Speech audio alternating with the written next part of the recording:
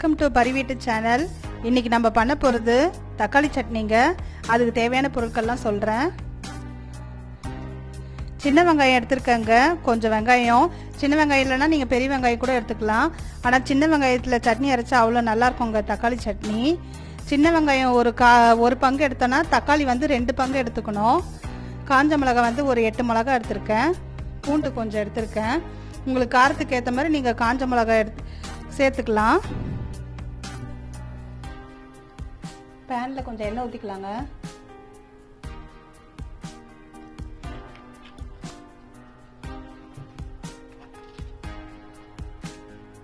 எண்ணெய் காஞ்சிச்சு. காஞ்ச மிளகாய் போட்டுக்கலாம்.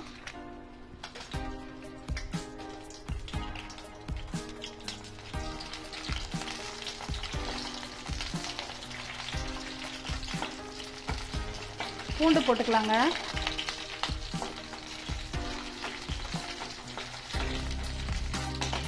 வெங்காயம் போட்டுக்கலாம்.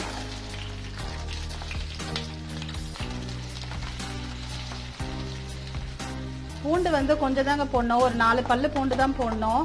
நிறைய போட்டோன்னா அது வந்து தக்காளி சட்னி டேஸ்ட்டு தெரியாமல் போயிடும் பூண்டு போட்டால்.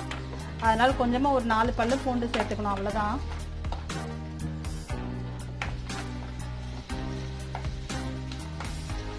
நல்லா வதங்கட்டும் வெங்காயம்.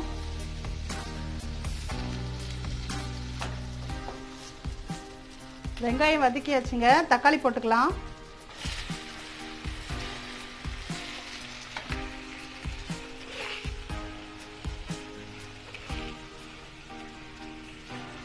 உப்பு தேவையான அளவு போட்டுக்கலாம். தக்காளி நல்லா வதக்கணுங்க.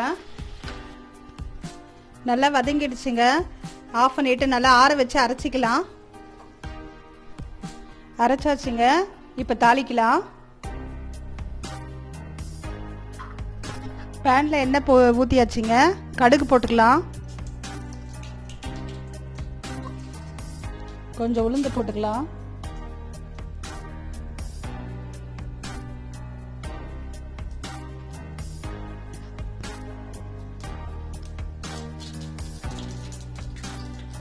கருவேப்பிலை போட்டுக்கலாங்க. ஆஃப் பண்ணிடலாம். தாளிச்சாச்சுங்க. தாளிச்சு இதில் போட்டாச்சு. இது நல்லா இட்லி தோசைக்கெலாம் அவ்வளோ நல்லாயிருக்கும், சூப்பராக இருக்கும். இதேமாதிரி நீங்களும் வீட்டில் செஞ்சு பாருங்கள். தக்காளி சட்னி ரெடி. தேங்க்யூ.